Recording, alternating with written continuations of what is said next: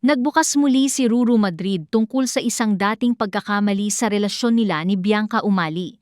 Sa guesting niya sa Fast Talk with Boy Abunda, tinanong si Ruru tungkol sa nauna niyang pahayag sa game show na The People Have Spoken, kung saan sinabi niyang may mga tao pa rin kayang magbago at mapapatunayan nila iyon. Nang tanungin siya ni Boy Abunda kung napatunayan na ba niya ito, sinabi ni Ruru na oo.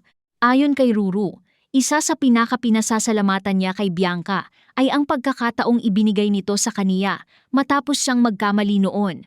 Inamin niyang nakagawa siya ng pagkakamali noong siya ay 20 years old, ngunit nilinaw niya na hindi niya ginagamit ang kaniyang kabataan bilang dahilan o excuse sa nagawa niya. Sa halip, sinabi ni Ruru na naging blessing in disguise ang karanasang iyon dahil doon niya mas na-realize ang halaga ni Bianca at kung gaano ito kahalaga sa kaniyang buhay. Ibinahagi rin ni Ruru na naghiwalay sila ni Bianca ng 8 months matapos ang nangyari, bago sila muling nagkabalikan. Sa ngayon, 8 years na silang magkasama bilang couple. Ayon kay Ruru, tinanggap siyang muli ni Bianca, at dahil sa sariling karanasan niya, naniniwala siyang kahit sino ay maaaring magbago anuman ang naging pagkakamali nito. Pero nilinaw din ni Ruru na para sa kaniya, ang cheating ay isang choice.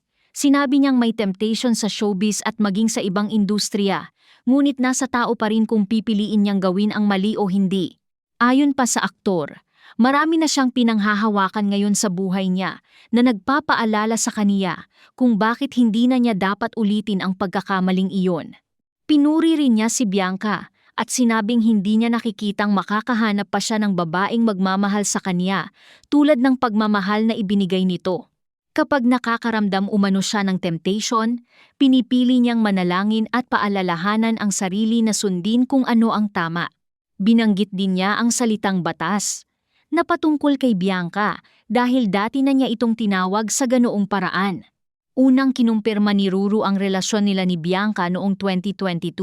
Sa mga naunang panayam, napag-usapan na rin nila ang posibilidad ng kasal at tinawag ni Ruru si Bianca bilang The One. Bukod sa kaniyang personal na buhay, abala rin si Ruru sa kaniyang acting career. Nakatakda siyang bumida sa Cinemalaya 2026 film na Hand of God.